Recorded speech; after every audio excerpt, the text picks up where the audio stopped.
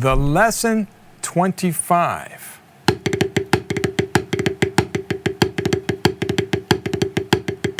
It's not the 25th rudiment. Why would we call this a lesson 25? Is this the 25th video? No, it's not that either. I'll tell you why.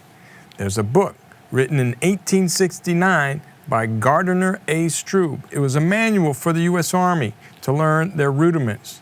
And it just so happens that the 25th lesson in that book was this. The lesson 25. So the name stuck.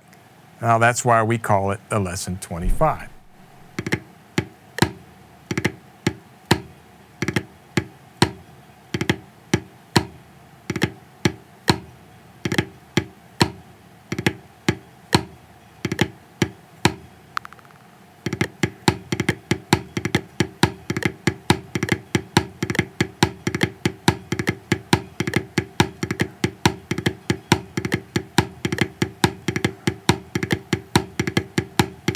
Here's your pro tip.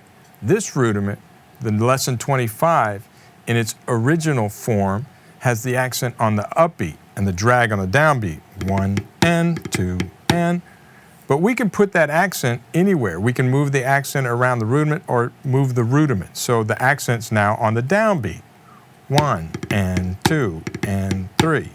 That may sound more natural to you. We can put it on the E, the move it all over the place. Now you can do this with all your rudiments. The idea is we learn the rudiments in their most basic form, and then we open our mind up, be creative, and move things around. So be creative with your lesson 25.